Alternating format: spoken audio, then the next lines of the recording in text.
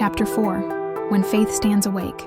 The first days with Elroy were a blur. His tiny hands, his cries, the weight of his life in my arms. Every second was a reminder of the miracle I had been given. And yet, peace did not come easily. Every night as I watched him sleep, I felt a quiet trembling inside me. A new awareness whispered, "Faith is not finished here. Something else is coming." I found myself praying differently now, not for survival, not just for life, but for strength I didn't yet know I would need, because motherhood had arrived, but the battle had not ended. The days passed, feeding, changing, soothing. Every moment was beautiful, yes, but exhausting, and my heart carried a tension I could not explain. I watched my husband with him, his gentle hands guiding, his steady voice comforting. His faith seemed unshakable, and I realized something. Miracles are not only about what God does, they are also about how He shapes the hearts of those who trust Him. Yet even in that presence of faith, I felt a quiet fear creeping back. One morning, as I held Elroy close, I felt it first, a deep, unshakable worry, not for him.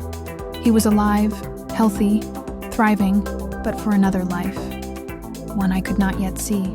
My thoughts returned to the hospital, to the doctor's warnings, the impossible odds, the placenta that should have failed.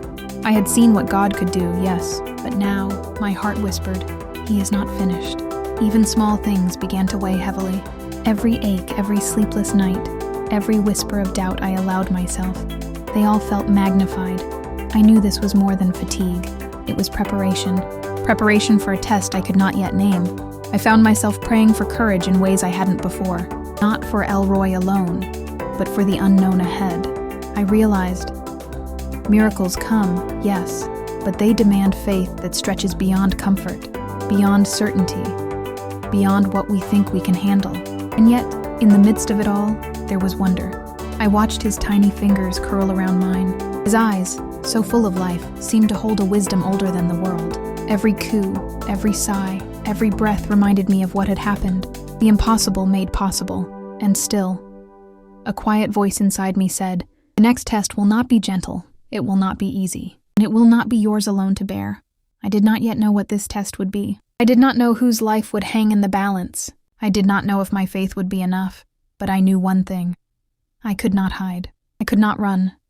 I would have to stand, fully awake, fully trusting, and fully ready. Motherhood had arrived, but the journey had only begun, and somewhere deep inside I sensed God had already written the next chapter, and it would change everything again.